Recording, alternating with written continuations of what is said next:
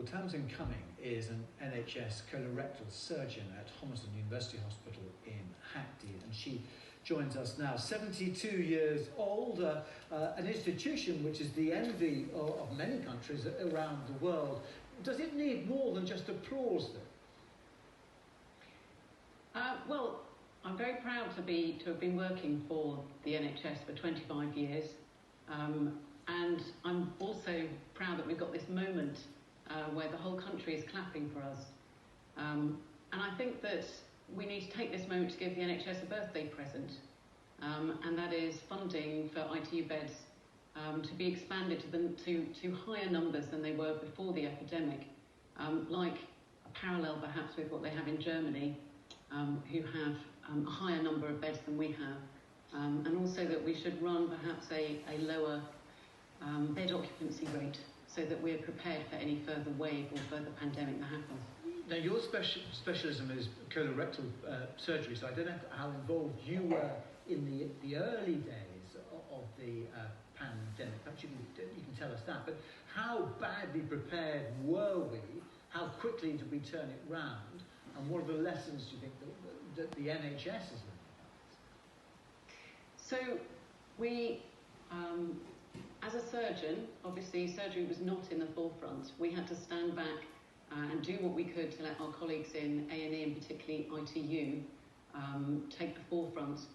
And in my hospital it was absolutely amazing. Things that take about 6 months to arrange happened in a weekend. There was everyone worked together, and the place was just transformed.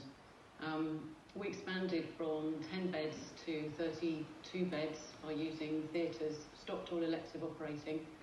And as a surgeon, it wasn't quite clear what we could do, but my main plan was to try and take pressure off the ITU nurses and the ITU doctors to let them get on with what they had to do.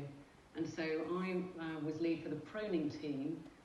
Proning is when you have to very carefully turn a patient on their front when they're very sick in intensive care with the help of an anaesthetist.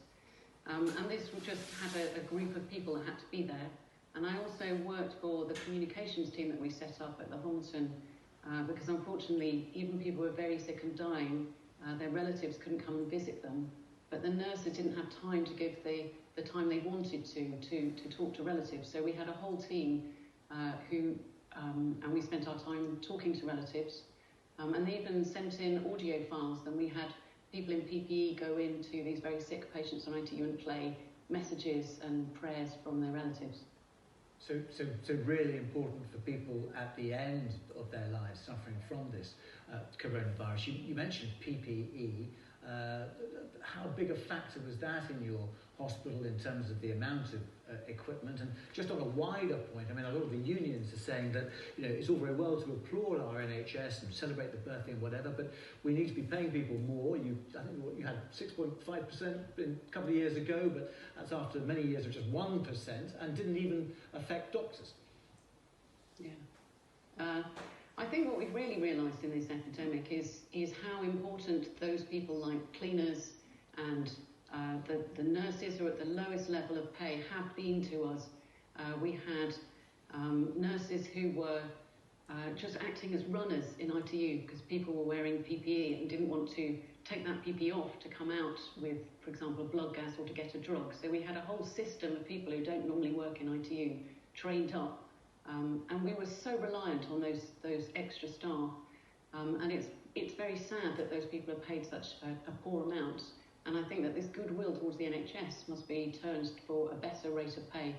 And some hospitals have outsourced those types of people like cleaners to companies, and so they don't get the benefits of NHS working status, and they're paid less. So these are all things we need to look at going forward to make it a fairer NHS people to work in.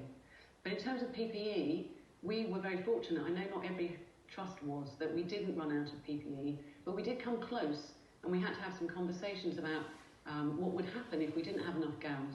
And things like you got tested on a certain kind of mask, and then that mask would run out, and they did get some other masks in, and they worked. The PPE worked. I was in ITU for 6 weeks, and I didn't catch coronavirus. And lots of other colleagues who were wearing the right PPE. were protected as well. But it is really important to have that, and also now, given that we've got this drop in numbers, we need to make sure we've got all our stocks of PPE ready should we end up with a second wave like the United States. Yeah, okay. Tamzin Cuming, good to speak to you. Thank you very much for joining us on BBC News.